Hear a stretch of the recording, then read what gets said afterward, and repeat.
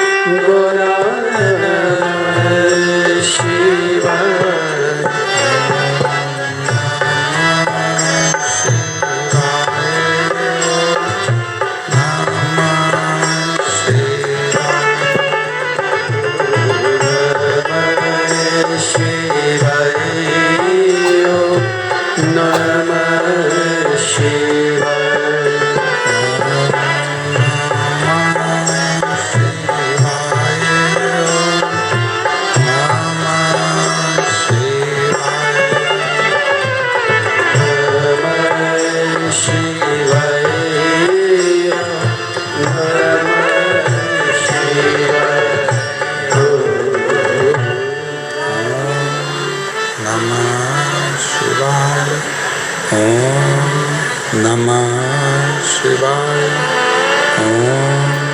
नमः शिवाय। विश्वनाथ भगवान की जय। महाकालेश्वर भगवान की जय।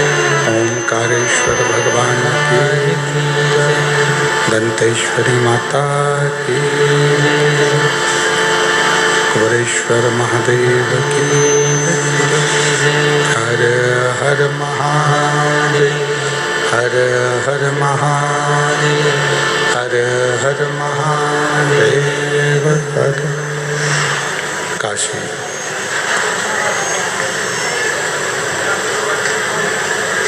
विश्वनाथ ओगरदानी त्रिकालदर्शी कैलाशी विनाशी भगवान शिव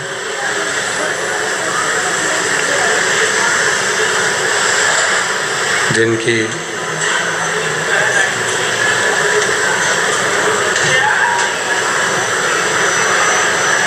पुनित पावन पवित्र शिव महापुराण की कथा भगवान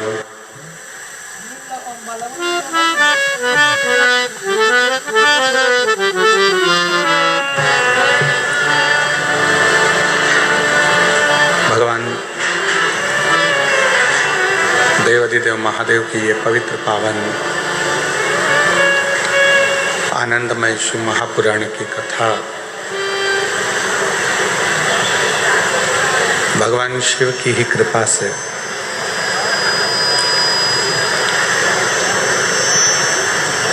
बस्तर क्षेत्र में दंतेवाड़ा के इस पवित्र पावन आनंदमय तीर्थ क्षेत्र में माँ दंतेश्वरी माता की कृपा से गिदम की पवित्र भूमि पर ये पावन शिव महापुराण की कथा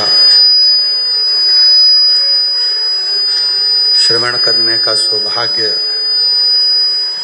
आपको और हमको प्राप्त हुआ है। संपूर्ण बस्तर क्षेत्र वासियों ने खूब शिव जी को 2 लोटा जल चढ़ाया होगा, जिसके फल स्वरूप ये कथा यहाँ पहुँची है।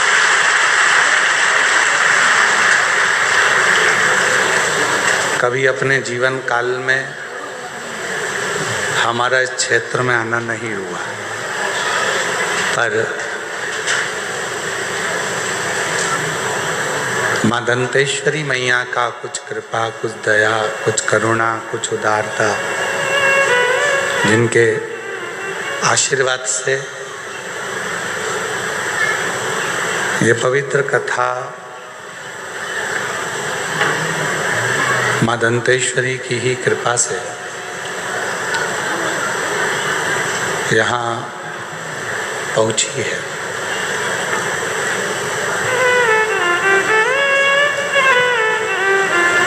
वो कहते हैं ना, कोई पिछले जन्म के अच्छे कर्म मुझे तेरा साथ मिला, कोई पिछले जन्म के अच्छे कर्म मुझे बाबा तेरा साथ मिला। जहाँ सारी दुनिया झुकती है, जहाँ सारी दुनिया झुकती है, मुझे वो वाली दरबार मिला, दरबार मिला। कोई पिछले जन्म के अच्छे कर्म मुझे बाबा तेरा साथ मिला, कोई पिछले जन्म के अच्छे कर्म मुझे बाबा तेरा साथ मिला। कोई पूर्व का अच्छा कर्म होगा, कोई पूर्व का शिव की कृपा होगी, करुणा होगी, उनकी उदारता होगी, उनकी दया होगी, जो ये पवित्र पावन शिव महापुराण की कथा जिला दंतेवाड़ा के अंतर्गत माँ दंतेश्वरी की कृपा से इस पवित्र क्षेत्र बस्तर में पहुंची है। सभी बस्तर वासियों को मेरी ओर से दंडवत प्रणाम है। नमन करता हूं आप सभी के पवित्र चरणों को। उसका कारण एक है कि ये पूरा जो बस्तर है, ये पूरा बस्तर मेरे शंकर भगवान की आराधना का केंद्र बिंदु है।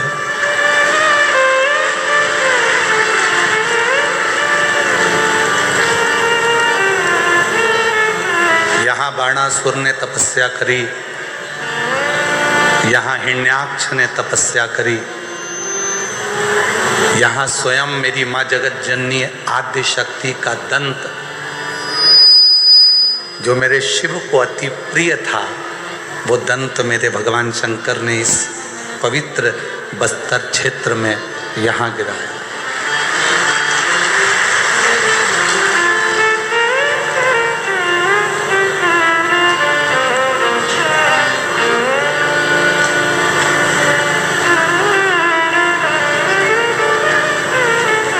और वो शिव की उदारता से, भगवान शंकर की करुणा से, भगवान शिव की दया से आप और हमने ना जाने कौन सा पुण्य हमारे और आपके पूर्व जन्म का होगा, जो इस पवित्र धरा पर बस्तर क्षेत्र में आपका जन्म हुआ। आप सब यहाँ निवास करें शिव की कृपा से। और बाबा भोलेनाथ जी हमको यहाँ माँ दंतेश्वरी माता को कथा श्रवण कराने के लिए निमंत्रण दिए और यहाँ आगमन हुआ और ये कथा प्रारंभ हुई। कथा के मुख्य यजमान तिवारी परिवार, स्वर्गीय अविनाश जी तिवारी, स्वर्गीय प्रमिला जी तिवारी, स्वर्गीय अश्वजीत जी तिवारी जी की स्मृति में श्री विजय प्रसाद जी, श्रीमती कमला, श्री अभिलाष जी, श्रीमती श्यामा, श्री अभिनव जी, श्रीमती शुभांगी जी, श्री सुशील जी, श्रीमती अरुणा जी, श्री अनु मेहर जी और श्री अभिजीत जी तिवारी गिदम छत्तीसगढ़ से हैं, जिन्होंने इस पवित्र कथा का दिव्य और भव्य आयोजन कराकर संपूर्ण बस्तर वासियों को बहुत खुशियां प्रदान करी है। मैं बहुत बहुत साधुवाद करता हूं संपूर्ण तिवारी परिवार का, जिन्होंने इस पवित्र कथा का लाभ स्वयं भी लिया और जनमानस को भी दिया। कथा मंडप में विराजमान स्वामी श्री विशुद्धानंद जी शिवानंद आश्रम गोमरगुंडा दंतेवाड़ा से, उनके पवित्र चरणों को नमन करता हूँ। श्री विधायक महोदय दंतेवाड़ा विधानसभा क्षेत्र से श्री चेतराम अटामी जी, आपको भी प्रणाम करता हूँ, जो आपने अपने क्षेत्र में आगे रहकर इस कथा का बहुत दिव्यता और भव्यता के साथ में सहयोग प्रदान कर इस कथा को आयोजित करवाया। अब जिस क्षेत्र में कथा हो रही है, जिस क्षेत्र में आप और हम कथा का रसतत्व ग्रहण करने के लिए बैठे हैं,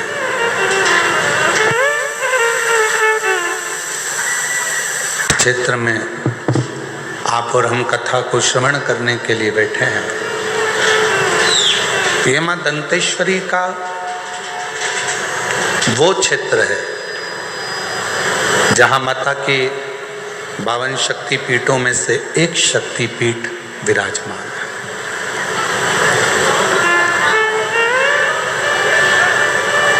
और आप सब जितने भी कथा को श्रवण करने के लिए बैठे हो, आप अपने आप को गौरवान्वित समझा करो।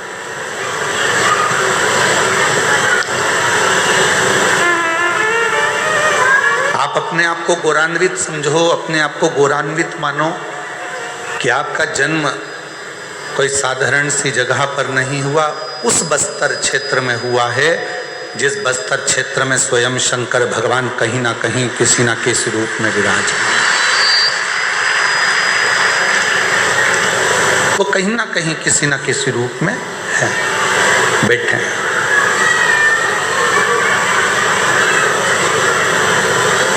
कोई उनको बूढ़ा देव महादेव कहता है, कोई उनको पाट देव कहता है, कोई उनको आंगादेव कहता है। जिसकी जो मर्जी हो, जिसका जो भाव हो, उस भाव से शिव को लोग पूछते हैं। शायद दुनिया में 2 पवित्र नदियां ऐसी हैं जिन नदियों के जल से शंकर भगवान का शिवलिंग प्रकट होता है।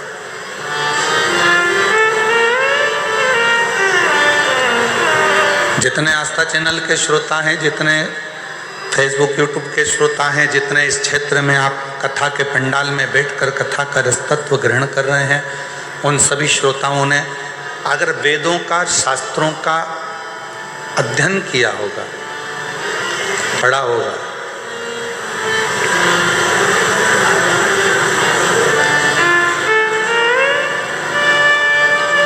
भारत की भूमि की वो 2 पवित्र नदियां जिन नदियों का जल से शंकर का शिवलिंग प्रकट होता है,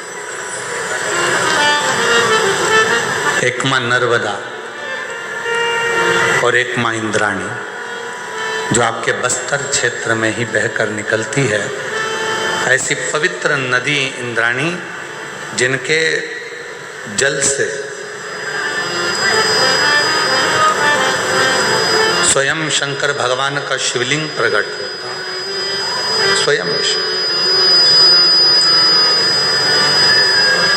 और आज कहने में पीछे नहीं हटेंगे, पूरे बस्तर की भूमि को यदि खोद कर देखा जाए, या पूरे बस्तर की भूमि को खोद लिया जाए, या पूरी बस्तर की भूमि के एक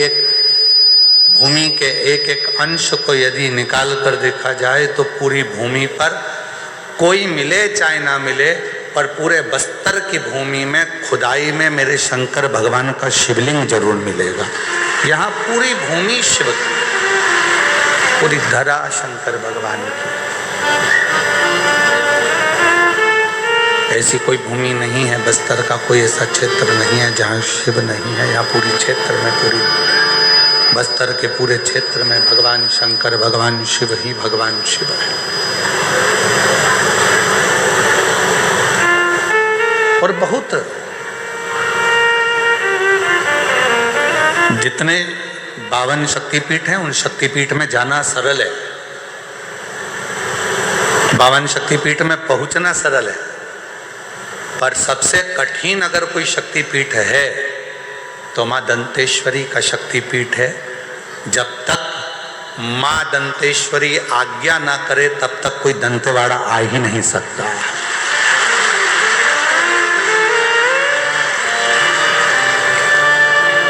तो मेरा तिवारी परिवार से निवेदन है, अभी आप सोचना छोड़ देना कि कथा आप करा रहे हो, और ये भी मत सोचना आप भी अगर कोई लगे हो कथा में, सेवा कर रहे हो, चाकरी कर रहे हो, आराधना कर रहे हो, साधना कर रहे हो, व्यवस्था कर रहे हो, तो आप भी छोड़ देना कि कथा हम करा रहे हैं, हम मेहनत कर रहे हैं, हम खड़े हुए। ना ना ना ना, ये कथा स्वयं माँ दंतेश्वरी करा रही हैं, और ये कथा की आयोजक भी वही हैं, और इस कथा को करने वाली भी, और कराने वाली और सुनने वाली भी वही। आप और हम नहीं, ये उसी की देन है, उसी की कृपा है, उसी की करुणा है, उसी की दया है, उसके सिवा कोई नहीं कर सकता। ये वही कर रही है। माँ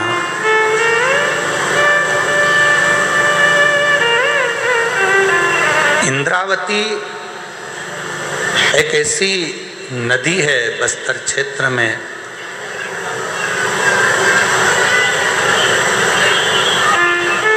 आप लोग तो आपके क्षेत्र की नदी को जानते ही होंगे, जिस नदी का जल पत्थर को भी शिवलिंग बना देता है, इंद्रावती। ये कोई शिव महापुराण की कथा कोई साधारण सी पुस्तक या साधारण सी कथा नहीं है जिसको आपने और हमने श्रवण कर लिया और अपना बस थोड़ा सा श्रवण करा, इस कान से सुना, इस कान से निकाल दिया, बचा कुचा था तो कपड़े में से झटकार कर कह दिया कि हम तो सुनकर आ गए। ये वो कथा नहीं, इसको वो कथा नहीं कह सकते। भगवान शंकर की ये वो पवित्र कथा, भगवान शिव की ये वो पवित्र शिव महापुराण की कथा है।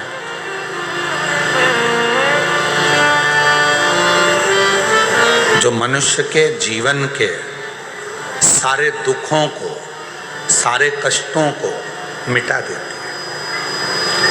कथा पंडाल में अगर आप पहुँचे हो, कथा पंडाल में यदि कथा को श्रवण करने के लिए आप पहुँचे हो और कथा सुनने के लिए यदि आप पहुँचे हो, बैठे हो, तो याद रखना यहाँ से खाली नहीं जाओगे। भगवान देव अधिदेव महादेव आपकी झोली में कुछ ना कुछ देकर जरूर करें।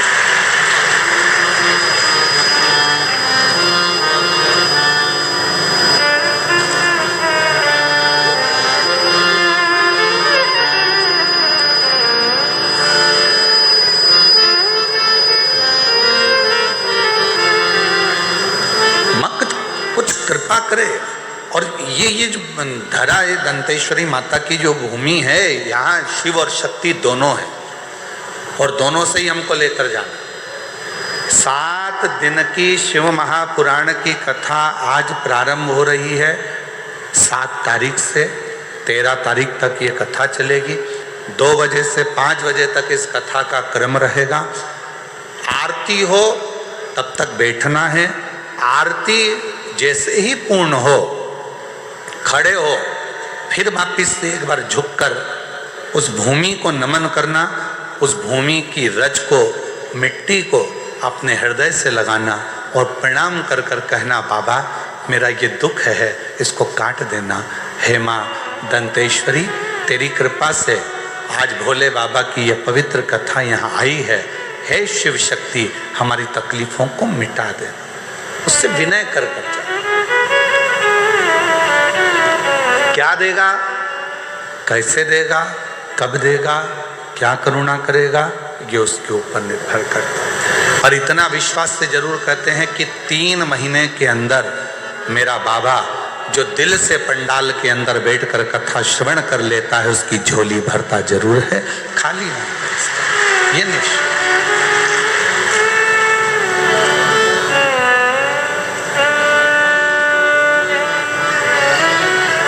तो वो कहते ना,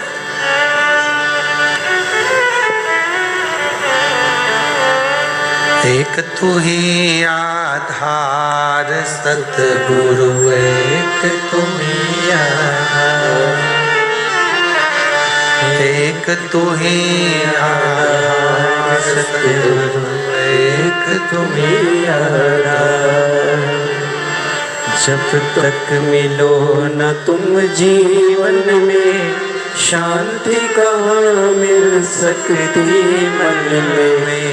जब तक मिलो न तुम जीवन में, शांति कहाँ मिल सकती मन में। खोज लिया संसार सतगुरु, एक तुम्ही आधार।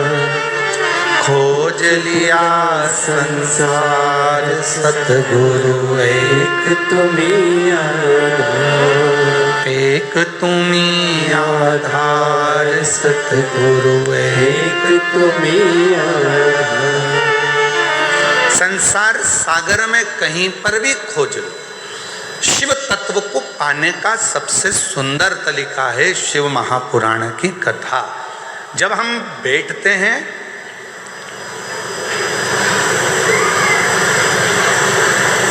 गुरु महादेव के चरणों में, तो हमारे को यह ज्ञात हो जाता है कि शिव तत्व है क्या।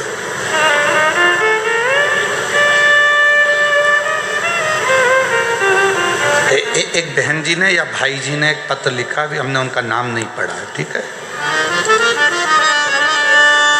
पत्र में लगभग प्रश्न हैं 7, 16, 18 प्रश्न हैं। उनका नाम है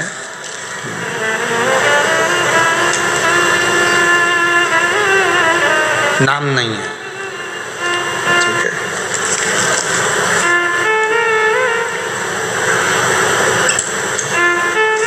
इसमें नाम नहीं है, पर 18 प्रश्न हैं। जिनने भी लिखे होंगे वो बैठे होंगे, मैं उनको नमन करना चाहता हूँ। अगर कहीं बैठे हों तो उनको प्रणाम करता हूँ, कहीं पर बैठे हों तो हाथ हिला सकते हैं। 18 प्रश्न, और सभी प्रश्न बहुत सुंदर है। उसमें वो संकोच ना करें कि हमने पत्र लिख दिया है और गुरुजी उस पत्र पर कुछ बोलेंगे, ना ना, आपको प्रणाम है, आपके प्रश्न बहुत अच्छा है। उसमें एक प्रश्न आपने लिखा है, जब आयु 100 वर्ष की है, पत्र एलईडी पर दिख रहा है क्या? अच्छा, आप लोग एलईडी पर पत्र का प्रश्न नंबर है 4। जब आयु 100 वर्ष की है तो मनुष्य 100 वर्ष तक जी क्यों नहीं पाता? मोबाइल में डाटा 5G का है,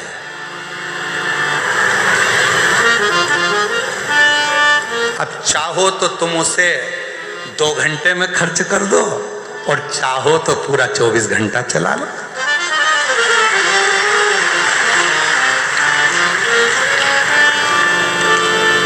निर्भर आप पर करता है, दूसरे पर नहीं।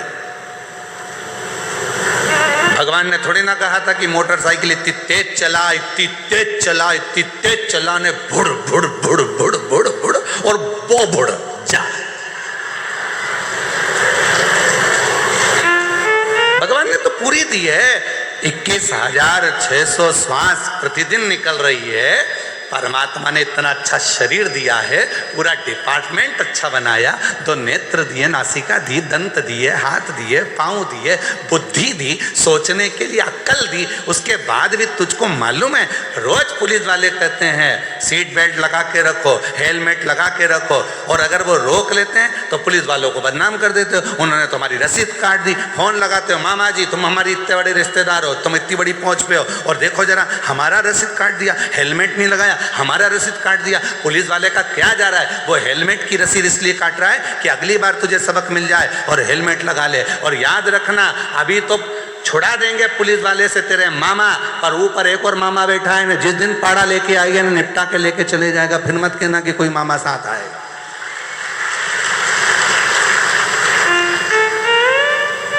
फिर मत कहना कि मामा साथ आया कि नहीं आया हो।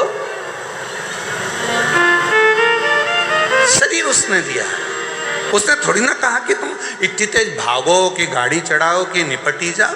उसने थोड़ी ना कहा कि तुम 4 व्हीलर गाड़ी को यूं घुमा यूं घुमा यूं घुमा और रेस कर, न ट्रक के आगे जाना है न पीछे जाना है, यहाँ जाना वहाँ जाना, वो मालूम पड़े फिर एक दिन ऊपर जाना। ले, उसने थोड़ी ना।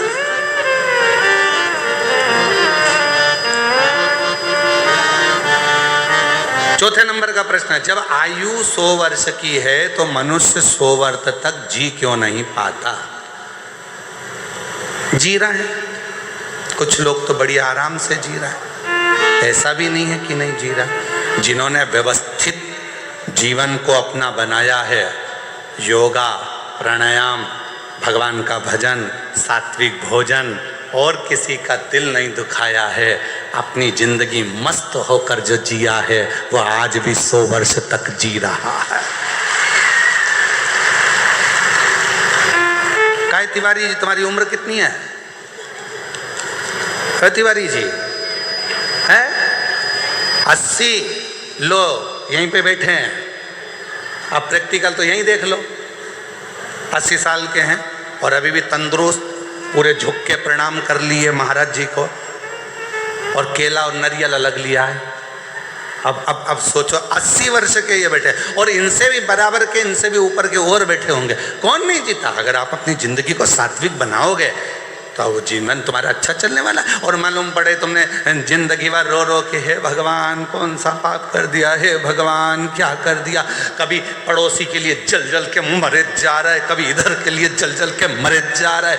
पड़ोसी की यहाँ गाड़ी आई तो आधे कमजोर हो गए, दुबरे पतरे। रिश्तेदार पूछ रहे पहले तो अच्छी हो गई थी, आजकल दुबली क्यों हो गई। उसको क्या मालूम कि पड़ोसी का बेटा डॉक्टर बन गया, इसका बेटा ढोर बन गया। कौन समझाए? अब प्रश्न ऐसे दिए हैं, मैं इसका उत्तर पूरा का नहीं दूंगा, और दूंगा तो 18 प्रश्न में पूरी 7 दिन की कथा निकल जाएगी, पूरी 7 दिन। फिर भी बीच बीच में जिन्होंने भी ये पत्र लिखा है उनको प्रणाम करता हूँ।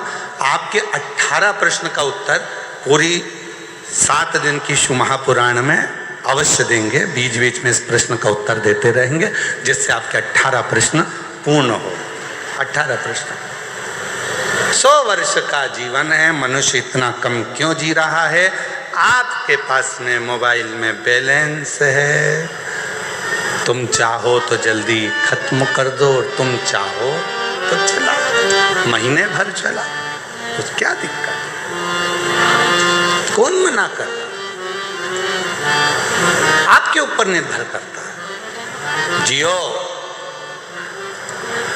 बहुत कीमती शरीर मिला है, ये शरीर वापिस नहीं मिलने वाला। मेरी जीजियों, मेरे जीजाओं और मां दंतेश्वरी के धाम में रहने वाली मेरी आद्य शक्तियों और यहाँ पर विराजमान सभी मेरी बेटियों, बेटाओं, मेरी माताओं, मेरे बुजुर्ग, माता पिता तुल्य आप सब विराजमान। बहुत कीमती शरीर।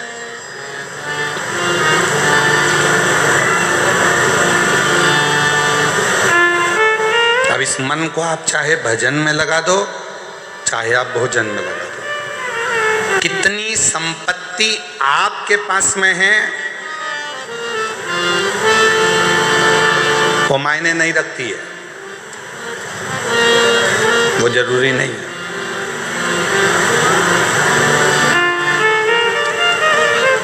कितना पैसा तुम्हारे पास बढ़ गया वो मायने नहीं रखाता।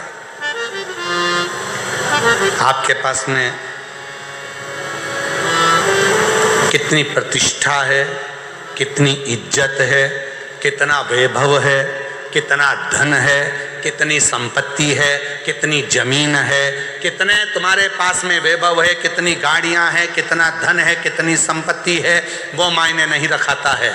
शिव महापुराण की कथा कहती है सबसे ज्यादा मायना रखाता है संपत्ति हो चाहे ना हो।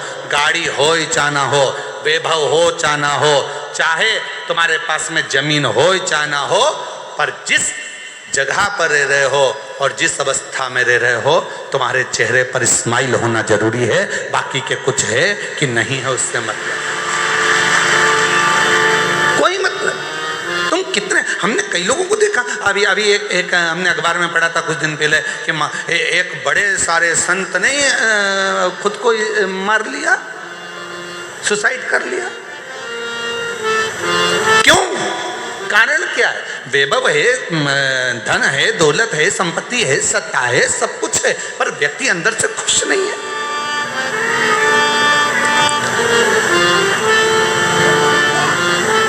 अभी शादियों का सीजन चल रहा है, पूरे देश में शादियां हो रही हैं। हमें उम्मीद है कि तुम्हारे छत्तीसगढ़ में भी खूब शादियां हो रही होंगी, शादी के गार्डन फुल चल रहे होंगे। बोलो तो सही है कि गलत है? अरे जम के तो बोलो। खूब जोरदार माल निपटा रहे हो गए अभी तो तुम, गुलाब जामुन, गाजर का हलवा और खूब जोरदार ने अच्छे आइटम, खूब जोरदार ठेहुआ, टीका, सब बढ़िया बढ़िया खा रहे होगे। पानी पतासा, छम्मक, लड्डू सब निपटा रहे होगे। शादियों का सीजन चल रहा है। लड़की को विदा करते हैं तो बेचारे दूल्हे से बार बार आकर कहते हैं, हमारी बेटी को खुश रखना, हमारी बेटी को खुश रखना, हमारी बेटी को खुश रखना।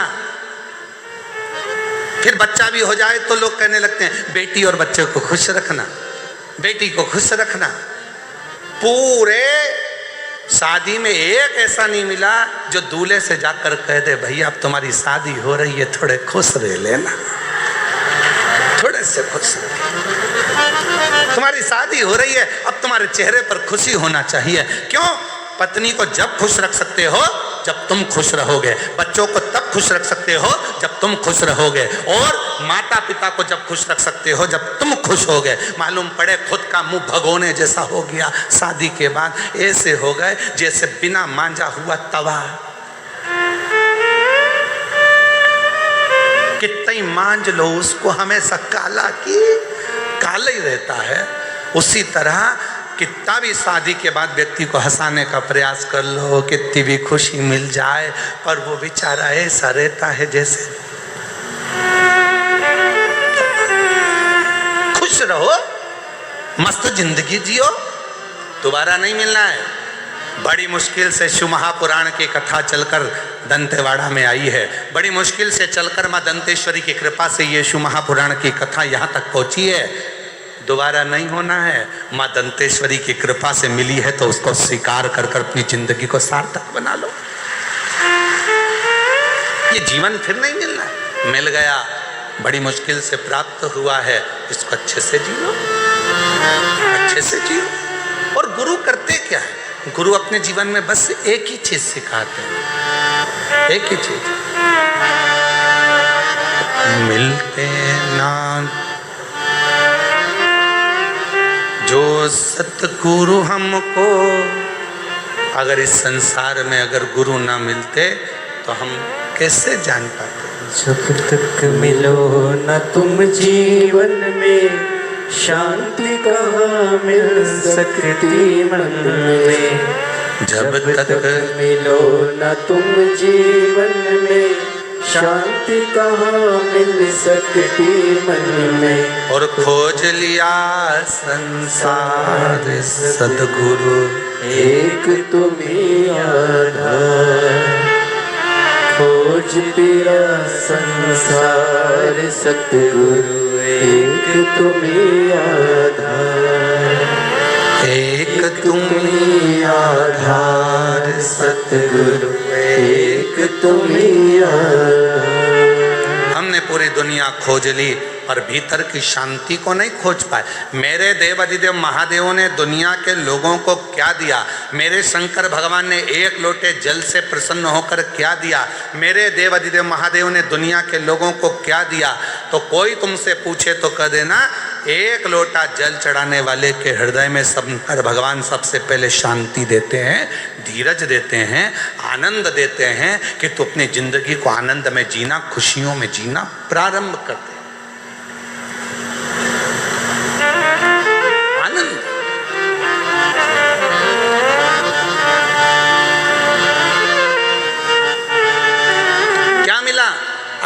से पूछे कि शिव पुराण की कथा में गए थे, आज पहले दिन की कथा थी, तुम लोग गए थे कथा में, क्या मिला? खूब आनंद मिला जी, खूब आनंद। और हमने सुना है कि बाबा सुनता है, हाँ हमने भी सुना है सुनता है, पर 7 दिन की कथा में जब हम बैठेंगे, श्रवण करेंगे, झोली पसार कर जब बाबा से अपने दिल की बात कहेंगे, तो मैंने सुना है 3 महीने में पूर्ण कर देता है, वो झोली जरूर भर देता है, वो भरेगा जरूर, उसका इंतजार करेगा। जब आनंद की अनुभूति होगी, हमें भीतर से आनंद ही ना आवे तो हम काहे की जिंदगी जी रहा है।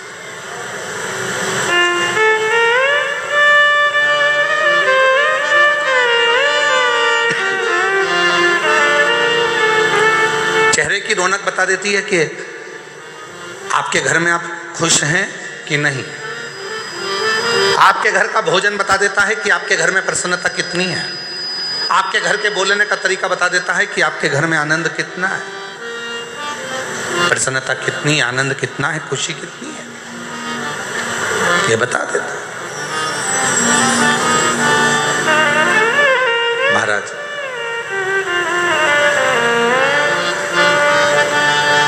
मेरा निवेदन है मेरी जीजियों से, जितने आस्था चैनल पर कथा श्रवण कर रहे हैं, जितने फेसबुक यूट्यूब पर कथा श्रवण कर रहे हैं, और जितने इस पवित्र शिव महापुराण की कथा में बैठकर कथा को श्रवण कर रहे हैं, गीतम दंतेवाड़ा की इस पवित्र धरा से,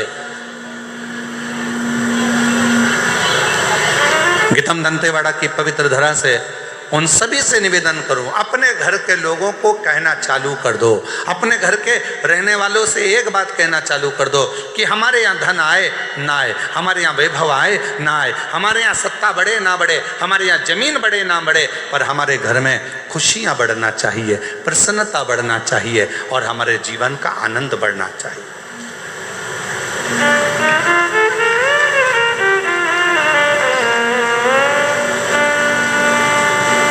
हमारे जीवन का एक आनंद बढ़े, और वो आनंद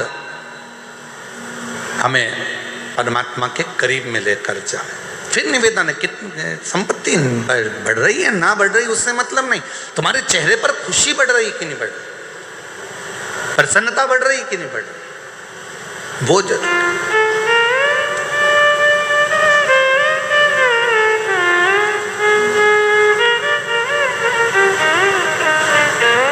शिव कथा कह रही है, भगवान शंकर का पवित्र चरित्र कह रहा है, शिव महापुराण की कथा कह रही है, भगवान देवादिदेव महादेव का पवित्र चरित्र कह रहा है कि एक देवराज नाम का ब्राह्मण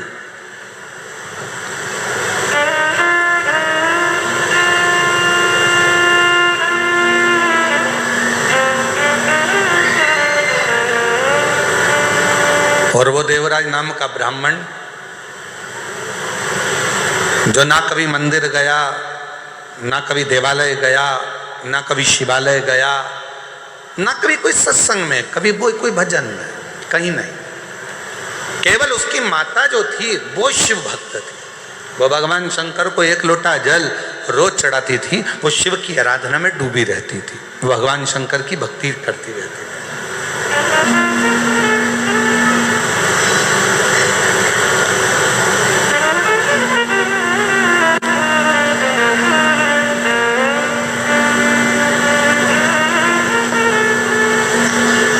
भगवान देवादिदेव महादेव की आराधना में वो लगी रहती थी। देवराज नामक का ब्राह्मण जिसका परिवार अच्छा था, घर में सब कुछ था, पत्नी भी अच्छी थी, बच्चे भी अच्छे थे, सारा परिवार ठीक था, बस एक काम गलत कर बैठा, एक पर स्त्री के संपर्क में आ गया। और हमने पहले भी कथा में काज फिर कहते हैं, पराई नारी और पराया धन जिंदगी को बर्बाद कर देता है।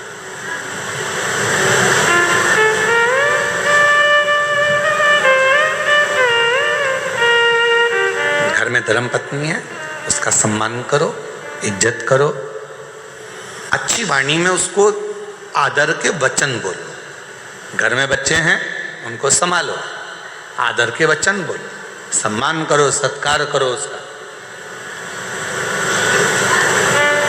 दूसरी नारी को आप इतना आदर देते हो, इतना प्रेम से बोलते हो, इतना स्नेह से बोलते हो, उतना ही प्रेम और स्नेह से घर की नारी से बोल लो ना, तो तुम्हारे लिए घी की चुपड़ी हुई रोटी रोज लाके धरते हैं, इतने प्रेम से। ना जाने पर वो वाणी कहाँ चली जाती है, वो आदर के शब्द कहाँ चले जाते हैं, वो सम्मान के शब्द कहाँ चले जाते हैं, वो आदर के व्याख्यान कहाँ चले जाते हैं।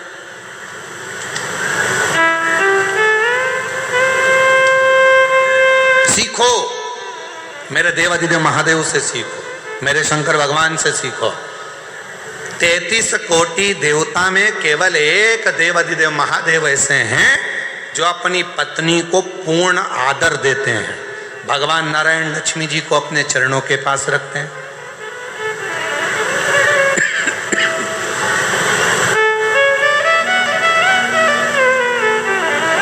ब्रह्मदेव माता ब्रह्माणी को अपने करीब में रखते हैं।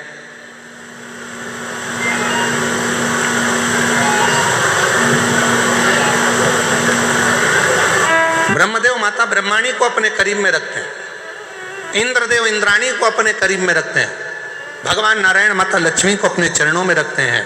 पर देवाधिदेव महादेव भगवान शंकर, अगर जमीन पर भगवान शिव बैठे हैं, भगवान शंकर का शिवलिंग अगर भूमि पर है, तो मेरे देवाधिदेव महादेव माता पार्वती को ऊंचे स्थान पर रखते हैं कि तू मुझसे ऊंची बैठना, मैं तो जहां हूं वो ठीक है। एक नारी का आदर क्या हो सकता है, एक नारी का सम्मान क्या हो सकता है, एक नारी का सत्कार कैसा होना चाहिए, एक नारी का आदर कैसा होना चाहिए, एक नारी का आदर सम्मान सत्कार कैसा होना चाहिए, ये देवाधिदेव महादेव बताते हैं। ये भगवान शंकर आदर कैसा। लोग कहते हैं कि सबसे ज्यादा प्रेम इन देवता ने करा, कोई कहता है कि भगवान ने इन देवता ने प्रेम करा, कोई कहते हैं उन देवता ने प्रेम करा। पर कभी कभी अंदाजा लगाकर बैठिएगा, शिव जैसा प्रेम कोई नहीं कर सकता, शंकर जी जैसा प्रेम कोई नहीं कर सकता, भगवान शंकर जैसा स्नेह नहीं कर सकता। कौन देवता होगा जिनकी धर्म पत्नी अपने प्राणों को त्याग दी और माता सती को कंधे पर रखकर, माता सती को कंधे पर धारण कर कर भगवान शंकर ने तांडव मचाना, भगवान शिव ने तांडव मचाना प्रारंभ करा। कौन देव हो जो सब है सती, शव को कंधे पर लेकर भगवान देवाधिदेव महादेव ने तांडव रच दिया। इतना प्रेम, इतना प्रेम।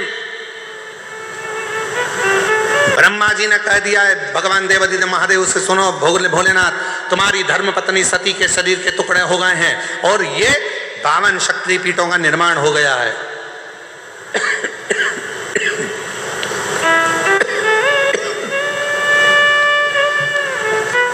माता सती के शरीर के टुकड़े हो गए और ये शक्तिपीठों का निर्माण हो गया है।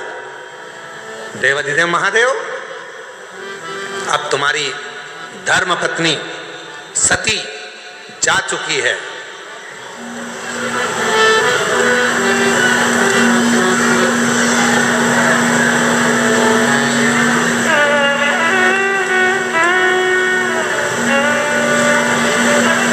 अब माता सती जा चुकी है।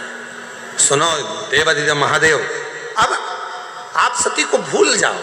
शंकर भगवान ने कहा मैं अपनी धर्मपत्नी सती को भूल नहीं सकता, मैं अपनी धर्मपत्नी सती को नहीं भूल सकता, और उसको तो मैं याद रखूंगा। और उसको हर पल याद रखने के लिए शायद दुनिया में कोई एक ऐसा देवाधिदेव महादेव जैसा दुनिया में कोई नहीं हो सकता जिन्होंने माता सती के भस्म की राख को, भस्म को अपने शरीर पर लपेट लिया और कह दिया मैं अपनी धर्म पत्नी सती को कभी नहीं भुला पाऊंगा।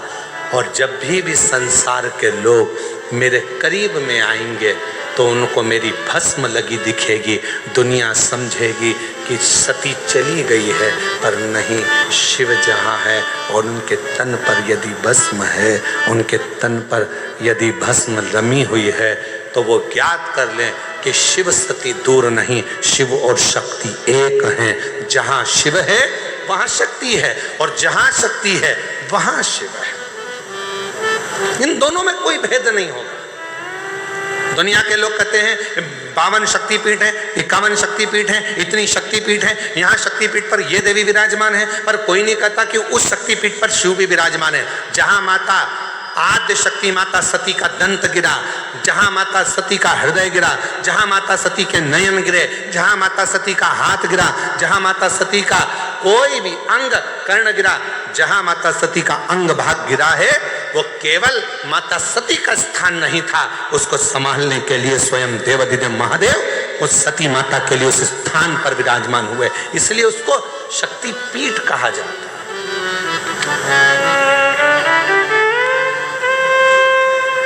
शक्ति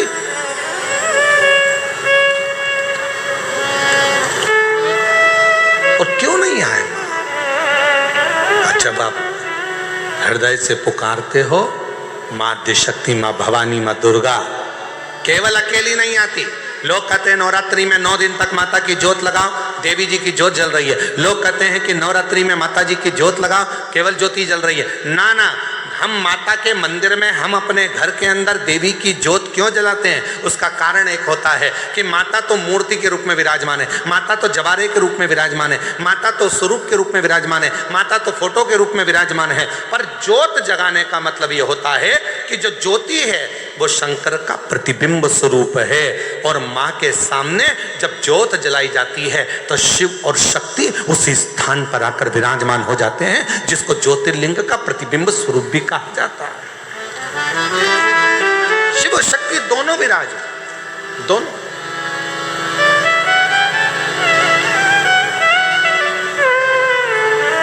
इसलिए शायद दुष्टों का संहार करने के लिए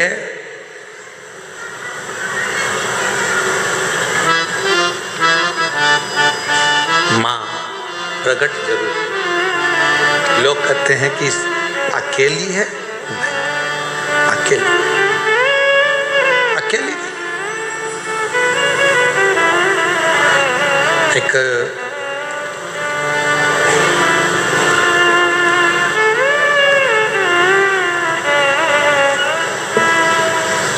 आप लोगों के स्मरण में है कि नहीं हमको नहीं मालूम, पर 2 माता ऐसी है, 2 जगत जननी ऐसी है कि दुनिया का कोई भी व्यक्ति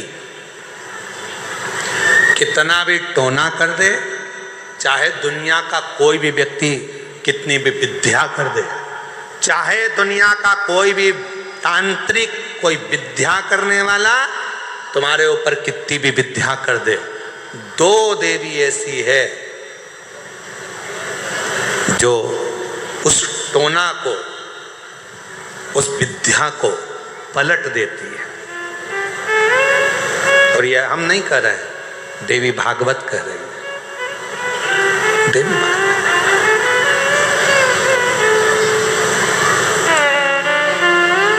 काली पुराण में भी इसका वर्णन आता है, देवी भागवत में भी इसका वर्णन आता है।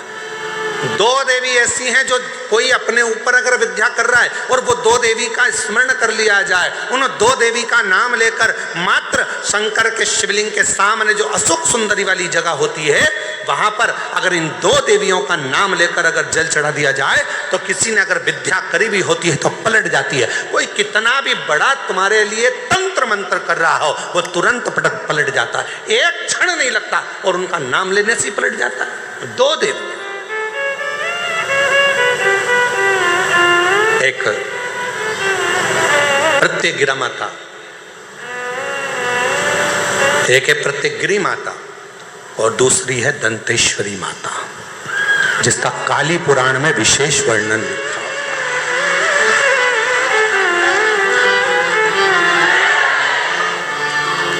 जिसका देवी भागवत में वर्णन आता है। और महाराज प्रत्यगिरी माता का वर्णन स्वयं यहाँ तक, प्रत्यगिरा माता का वर्णन यहाँ तक अथर्व वेद में भी प्रत्यगिरी माता का वर्णन और दंतेश्वरी माता का स्मरण यहाँ तक अथर्व वेद में भी वर्णित किया गया प्रतिगिरी माता का, काली पुराण में तो है, देवी भागवत में भी है। ये जो दो देवियां हैं, एक प्रतिगिरी माता और दूसरी जम के बोलो दंतेश्वरी माता। ये दो माता ऐसी हैं, अगर भगवान शंकर का ये शिवलिंग है, ये जलाधारी है, माता पार्वती जी का हस्तकमल, और यहाँ सामने एक मोटी सी लाइन होती है अशोक सुंदरी का स्थान, इधर गणेश जी, इधर कार्तिकेय जी। जब हम दक्षिण में खड़े होकर, उत्तर में मुख कर कर यहाँ खड़े होकर जब हम शिवलिंग पर जल चढ़ाते हैं और अपने जल के पात्र को थोड़ा सा आगे बढ़ाकर हम इस स्थान पर, अशोक सुंदरी के स्थान पर, इस यहाँ खड़े होकर जल चढ़ाते समय इस स्थान पर अपने पानी के लोटे को आगे बढ़ाते हैं और जल को यहाँ गिराते हैं। प्रतिगिरी माता का नाम लेकर या माँ दंतेश्वरी का नाम लेकर जब हम चढ़ाते हैं, आज दिन भर में अगर कोई ने भी हमारे ऊपर विद्या करी होती है, वो 2 मिनट के अंदर वो कटकर गिर जाती है और कोई असर नहीं पाता। 2 माँ, एक माँ दंतेश्वरी, एक प्रतिगिरी। कौन है ये प्रतिगिरी माता? तो शिव महापुराण में बड़ा सुंदर वर्णन आया कि जब हिरण्यकशिपु ने बहुत तप करा, बहुत तप,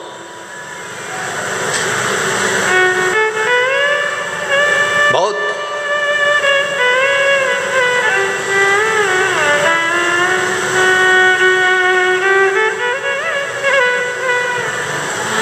मेरा निवेदन है आस्था चैनल वालों से, कथा लाइव चल रही है, उनसे हम निवेदन करेंगे कि आपके पास में दंतेश्वरी माता का फोटो हो तो आस्था चैनल वाले अवश्य दिखाते रहें बीच बीच में जहाँ कथा चल रही है। और प्रतिगिरी माता का अगर फोटो हो तो सिंह का मुंह होगा माँ का, स्त्री का शरीर होगा माँ का, और बड़े बड़े दंत होंगे उनके, प्रतिगिरी माता के। अगर वो भी चित्र हो तो अवश्य जहाँ कथा चल रही है तो लोगों को मालूम पड़े कि प्रतिगिरी माता कौन सी है, दंतेश्वरी माता कौन सी है, उनका स्वरूप का दर्शन अवश्य करें।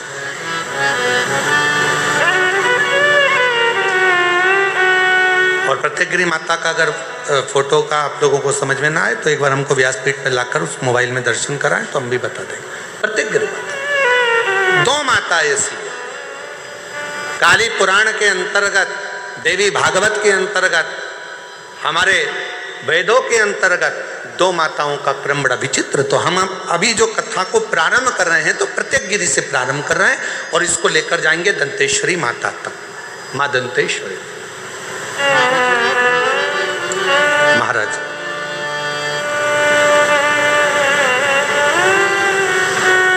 हिरण्यकशिपु ने तप किया, वर मांगा भगवान से,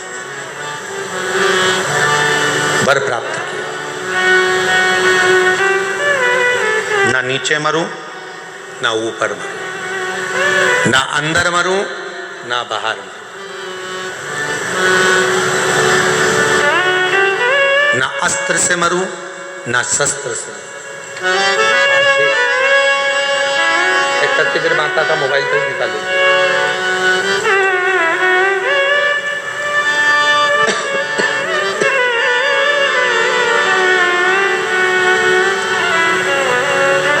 ना अस्त्र से मरूं ना शस्त्र से मरूं, ना दिन में मरूं ना रात में मरूं, ना नर से मरूं ना पशु से मरूं,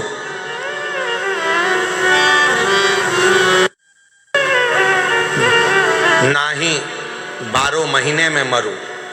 ये हिरण्यकशिपु ने वर मांगा, वर दिया तथास्तु, ठीक है, और वो वर मिल गया। हिरण्यकशिपु बहुत प्रबल हो गए, ऐसा वर प्राप्त हो गया कि अब मेरे प्राण नहीं छूटेंगे, ऐसा वर मिल गया मुझको कि अब मैं मरूंगा नहीं। खूब उत्पात हिरण्यकशिपु ने मचाया, घर आया तो पता चला कि मेरी धर्म पत्नी के गर्भ से एक बेटे ने जन्म लिया है जिसका नाम प्रहलाद है, जिसका नाम प्रहलाद का जन्म। हाँ, और वो भी देवऋषि नारद के घर में कुटिया में हुआ है प्रहलाद।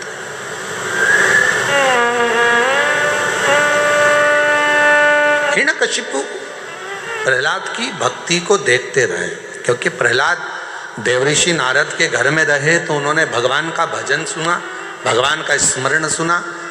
और हिरण्यकशिपु की धर्मपत्नी गर्भस्थ थी, जिसको मारने के लिए स्वयं इंद्र लेकर जा रहे थे कि गर्भ में जो बच्चा होगा वो मारना जरूरी है, नहीं तो हिरण्यकशिपु जैसा क्रोधी होगा, वह भी विवाद करने वाला होगा, असुर होगा।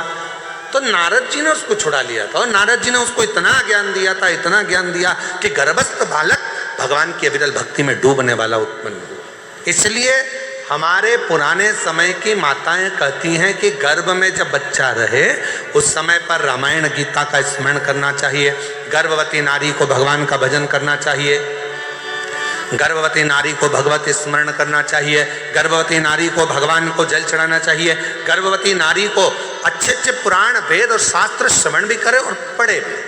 पर आज के जमाने में जैसे ही गर्भ ठेरता है डॉक्टर कह देते हैं बेड रेस्ट, पलंग पर पड़ी रहो दिन भर।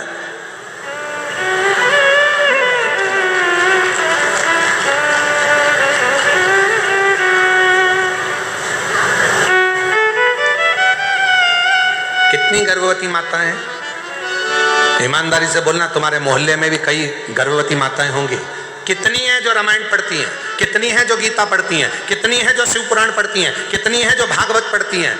बहुत ना के बराबर कोई माताएं होंगी जो गर्भ अवस्था में भगवान का भजन करती होंगी, गीता रामायण पढ़ती होंगी। बेड रेस्ट का बोल दिया जाए तो माताएं अपना मोबाइल लेकर दिन भर, मम्मी उठ नहीं सकती क्योंकि डॉक्टर ने बेड रेस्ट बोला है, तो मम्मी भी बेचारी क्या बोले, सास तो हमेशा बुरी होती है बेचारी, बोल के भी बुरी होना।